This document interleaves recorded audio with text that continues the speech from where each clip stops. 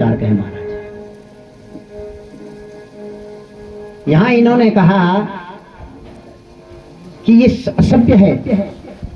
देखो, राम भगति जग चार प्रकारा, अर्थक अर्थक अर जिज्ञासा। राम के भक्त कितने प्रकार के हैं? 4 प्रकार। एक आर्थक होते हैं जो अपने कष्ट को उतारने के लिए भगवान का पूजन करते हैं। एक अरार्थक होते हैं जो अर्थ के लिए करते हैं कि हमारा लॉटरी लग जाए और दुकान इत्यादि खूब चले। एक जिज्ञासा भक्त होते हैं, जिज्ञासु, कि ऐसा करने से ऐसा होता है, ऐसा करने से ऐसा होता है। और एक ज्ञानी भक्त होते हैं। तो भगवान ने ज्ञानी भक्तियों को महत्व दिया है। जिज्ञासा भक्त कैसे होते हैं? देखो, जब हमारी जिज्ञासा करती है खूब मांस खाने की, तो हमारा भैरव का थान खुल जाता है, नहीं खुलता है। अगर नहीं करा तो देवता दोष लग जा रहा है। ए भाई पंडित जी, तुम बेकार बोल रहे हो, ये हमारा भैरव ने तो हमें खा दिया था, उसको तो बकरा चाहिए ही चाहिए महाराज, क्योंकि दादा बाबाओं से आया है। हम कह रहे हैं तुम्हारे दादा बाबाओं ने मोबाइल नहीं रखा, तुम भी मत रखो। मान सकते हो इसको? आपके बाबा दादा एक डांगरी में रहते थे, ऊपर डांगरी कहते थे ना उसको। तुम लोग पैंट को सूट इत्यादि टाई खूब टांक रहे हो। अर्थात मन मानसिक जो चिंतन है या मनोवृत्ति है, उसको क्यों नहीं बदल रहे हो? ठीक है, मान लिया मैंने दादा ने बकरा खाया है, उस समय इतना अन्न था। आज तो मोदी सरकार आपको फ्री में अन्न दे रही है। कितना दे रही है? जितना तुम समझ। एक तो समय मिर्च लाता था लैंप जलाने के लिए, नहीं है? आज क्या नहीं मिल रहा है बताओ तो जरा। उस समय तुम्हारे यहाँ जंगलों में मसाण दौड़ता था, दौड़ता नहीं? आज देखते हैं आप कभी हैं? कहाँ चले? क्योंकि बिजली आ गई, चलेगी। तो जब वो दौड़ भाग गया तो हमारी मनोवृत्ति क्यों नहीं भाग रही है? सज्जनों, युग के प्रभाव से पूजन का महत्व है। युग के प्रभाव से पूजन का फल है। युग के प्रभाव से पूजन की विधि है। युग के प्रभाव से पूजन का औचित्य है। अगर इस कथा को हम सुबह कर देते तो क्या आप लोग दिख पाते? पूजा सुबह हुई, लेकिन सत्संग कब होता है? भाग्योदयेन बहुजन्म समर्जितेन। इसलिए कोई प्रतिबंध नहीं है किसी के लिए सत्संग के लिए। पूजा में प्रतिबंध है, भाई व्रत धारण करें, योग्यो पवित्र हैं, सुबह स्नान नित्य कर्म करें, गायत्री सूचनाम पुरुषोक्ते नित्य कर्म समाचरित। सब इसको करने के बाद तब जाकर के नित्य कर्म की जो पूजा है वो करनी है, नहीं? अर्थात अपनी मनोवृत्ति को बदल करके उस भैरव को, क्यों तुम ऐसा नहीं बोलते हो कि जरा भैरव तुम एक काम कर, आज सेब ही खा ले? कभी नहीं वो होगा। कभी दो तो सही सेब काट कूट करके भैरव के सामने। उसके पास तो क्या है, फॉग भी है ना, त्रिशूल, खाएगा आराम से बढ़िया ढंग से। हाँ, कभी देखो तो सही, करके तो देखो आनंद। पर उसके लिए केवल आपका भाव चाहिए। सज्जनों, ध्यान देना, जो हमारे दादा इत्यादि थे, केवल एक पत्थर होता था, सफेद पत्थर होता था। क्या कहते थे उस पत्थर का नाम? कुछ है यहाँ? हाँ, डेढ़ हूँ। हाँ, तो उसको धो धा करके और पूछते थे। और महाराज पत्थर में ही कोयला डाल करके, गाय का घी डाल करके, और भगवान की अजान की पूजा सजान से भगवान, और बोलता था वो भैरव। आज कहाँ छुप गया बताओ तो? आवाज मारता था। आज हम इतना दैदीप्यमान इत्यादि महाराज, ऐसा लग रहा है कि जो आपके पानस भी हैं वो भी पित्तल तांबे के जो धातुओं की, सुंदर धातुओं की हैं। आपकी देव प्रतिमाएं चांदी की बनी है, छत्र चांदी के बने हैं। भगवान बोल नहीं रहा है, इसलिए हमारे भाव कम है। भगवान तो आज भी है। जिस दिन आप ये सोच लेंगे कि मेरा भगवान नहीं, यही खाएगा जो मैं खाऊंगा, उस दिन कभी दोष नहीं लग सकता है। क्योंकि यहाँ इसने क्या कहा?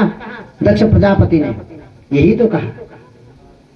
दक्ष प्रजापति पे ही बात आई। जहां आप भगवान को अपनी दृष्टि से दूर कर देते हैं, वहां वो भूत बन जाता है। जाकी रही भावना जैसी, प्रभु मूर्ति देखी तन तैसी। शंकर भगवान को कह रहे हैं ये दक्ष, क्योंकि मान बढ़ गया। जब मैं था तब हरि नहीं, और जब हरि है, ये मैं जो शब्द है ना, बहुत गड़बड़ है। ये दक्ष बार बार यही बोल रहा है। निपत्र पह, किसी ने पूछा कि अरे आंख तो तेरे को बहुत दोस्त दिख रहा है, क्या उस दिन नहीं देखा तूने जिस दिन तूने अपनी लड़की दिया? कहने लगे मैं इस मरकट लोचन को नहीं देता। ये बंदर की जैसी आंखों वाला। गृहताम मृग सावकम मृग पाणी मरकट लोचन, कहा मेरी मृग नयनी जो पुत्री है सती, कहाँ ये, और कहाँ ये जो है बंदर की आंखों वाला, मैं इसको कभी नहीं देता। कहने लगे भाई अब तो जो हो गया हो गया, और तो अब तो उल्टा सीधा मत बोल। कहने लगे नहीं, इसको कोई भी यज्ञ में कोई भाग नहीं देगा। अब तो नंदी से नहीं रहा गया महाराज, नंदी जी खड़े होगी। भगवान शंकर ने कहा नंदी नहीं नहीं नहीं बैठ जा। अरे ससुराल है, ससुराल में तो सभी गाली खाते हैं। नहीं खाते हैं। पहले हमारे यहाँ एक और भी संस्कृति थी, जब ब्याह आता था ना, कहीं बारात आती थी तो माताएं बहनें सब गाली देती थी ना। जो वृद्ध वृद्ध माताएं थी वो मंगल गान करती थी, और जो जवान जवान माताएं बहनें थी तो वो व्यंगात्मक गालियां देती थी। क्या गालियां होती थी बताओ तो, बोलो तो जरा, क्या बोला, जोर से बोलो। हाँ यही होता था। हमारा गांव में पैने की तुर्की बर की दे धड़ की, ऐसे बोलते थे। ये हमारे जोशी जी ने लिख के दिया था हमें। और वृद्ध माताएं क्या कहती थी, जे गा भाला निशुड़ा जे खोटा ते दियो में धोरी हरगी हो, कहते थे। भगवान शंकर ने कहा दक्ष ये नन्ही चुप रहे, ये दक्ष हमारे ससुर हैं। कोई शादी के बाद गाली खाता है, कोई शादी से पहले गाली खाता है। अरे हम भी खा रहे हैं तो कोई बात नहीं। दक्ष का और दुस्साहस बढ़ गया। दक्ष ने क्या कहा कि अरे जो इस शंकर का यज्ञ में भाग रखेगा वो मेरे हाथ से नहीं छूट सकता है। इस शंकर का आंख से यज्ञ से वंचित किया जाएगा। अब तो नंदी से नहीं रहा गया हमारा। हरिहर निंदा सुना ही जो काना, हरिहर निंदा सुना ही जो काना, होय पाप गो घात समाना, होय पाप गो घात समाना। हरिहर निंदा सुना ही जो काना, हरिहर निंदा सुना ही जो काना, होय पाप गो घात समाना, होय पाप गो घात समाना। आज नंदी ने कहा कि हे प्रभु, हरि और हर की निंदा जो सुनते हैं ना जो काने, वो गौ घात के समान हो जाती है, गौवध का दोष लग जाता है, मैं नहीं सुन पाऊंगा। जब ये कहने लगे इतने में भृगु जी महाराज उठ गए। अरे ये ससुर दामाद का मामला है, तुम बीच में क्यों आ रहे हो? इन्होंने श्राप दे दिया, जाओ तुम शिव के गण पाखंडी हो जाओ। नंदी ने भी श्राप दे दिया, सर्वभक्षा द्विजाता है, जाओ तुम द्विज जो जितने भी ब्राह्मण हैं तुम सर्वभक्षी हो जाए। तो जितने भी ब्राह्मण आज उल्टा सीधा खा पी रहे ना, सब उनके उस समय वहां रहे होंगे महाराज। दक्ष की सेना वाले हैं वो, समझ लो। हाँ हाँ मैं मजाक नहीं कर रही, बोल रहा है बात। कहने लगे जितने भी ब्राह्मण तुम हैं तुम सर्व जो है क्या हो जाए, सर्वभक्ष हो जाए। अग्नि को भी श्राप मिला, इसलिए अग्नि भी सब कुछ खा लेती है, और ब्राह्मण को भी श्राप मिला। कहने लगे तुम क्या करो, ऐसे हो जाओ। और आज इधर जब ये बढ़ गई जो है, सापा सापे होने लगे, भगवान शंकर ने कहा कि इसका कारण मैं ही हूँ, और उठ करके नंदी को कहा कि बेटा नंदी चलो यहाँ से, और चले गए। आज नंदी भी जब गए तो आज इसने दक्ष ने एक बारहस्पति यज्ञ कराया। कहाँ? हरिद्वार कनखल में। कहाँ कराया यज्ञ? कनखल में कराया। गए हैं आप लोग कनखल कभी? तो आज भी दक्ष प्रजापति का मंदिर है वहाँ, और वहाँ एक शिवलिंग है। दक्ष सुयज्ञ विनाश कलिंगम, सुयज्ञ विनाश कलिंगम, तत प्रणमामि सदा शिवलिंगम, तत प्रणमामि सदा शिवलिंगम। दक्ष को विनाश करने वाले आज भी आप देखोगे तो वहाँ जो लिंग है वो ऊपर नहीं है महाराज, वो नीचे है। कभी जाना और उसके अंदर हाथ डालना तो ये जो गला है ना ये दिखता है, ये लगता है पूरा। और उस वहां पे बृहस्पति यज्ञ करा तो सभी देवताओं को, छोटे छोटे दिक्पालों से लेकर के बड़े बड़े देवताओं को निमंत्रण दे दिया।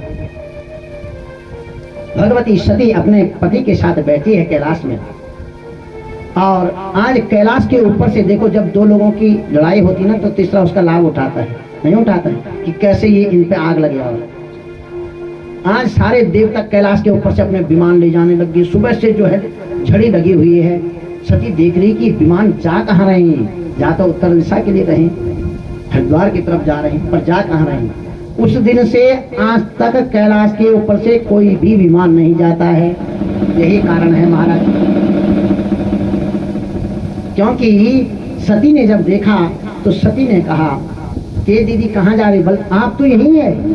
बोलो क्या? बस तेरे पिता के यहाँ यज्ञ है, सती दाक्षायणी देवी पितुर यज्ञ महोत्सव। हे दाक्षायणी, हे सती, तेरे पिता के घर में यज्ञ है और तू नहीं आ रही। इज्जत बचाने के, लज्जा बचाने के लिए सती ने कहा दीदी चलो चलो मैं आती हूँ, आप चलो। सोचा कि मेरे पिताजी ने मेरे को निमंत्रण नहीं दिया, क्या बात हो गई होगी, क्यों ऐसा करा होगा, पर चलो कोई बात नहीं, मैं अपने स्वामी को मनाती हूँ। और माताओं की एक आदत और होती है, जब अपने मतलब की बात निकालनी हो ना तो बहुत चाबी घुमा लेती है। सती आई और पैर दबाने लग गई। भगवान शंकर ने पूछा सती आज बड़ी सेवा हो रही? बोला नहीं नहीं, हम धर्म पत्नियों की आदत ही है। कहने लगी फिर भी बताओ क्या चाहिए? कहने लगी आपने सुना नहीं कि विमान कब? बोला हाँ विमान तो मैं भी देख रहा था। तो कहाँ जा रहे हैं विमान? तो प्रजापतस्ते स्वसुरस्य शाम प्रजा निर्यात पितुर्यज्ञ महोत्सव करी। तुम्हारे ससुर के यहाँ आज, अपना पिता नहीं बोला, क्या कहा? तुम्हारे ससुर जी के यहाँ यज्ञ हो रहा है, ससुरस्य शाम प्रजा। अपना पिता, वैसे मेरे पिता, मेरा भाई, मेरा ये मेरा वो करती है ना, आज क्या कहा? ससुरस्य शाम प्रजा, तुम्हारे ससुर के यहाँ यज्ञ हो रहा है। वयम च तत्राभिसराम हवामहि यदर्थि तापे व्योधा प्रजन्ति ही। और हमें भी जाना चाहिए। भगवान शंकर ने कहा कि ही सती, क्या वहां से कोई निमंत्रण आया है?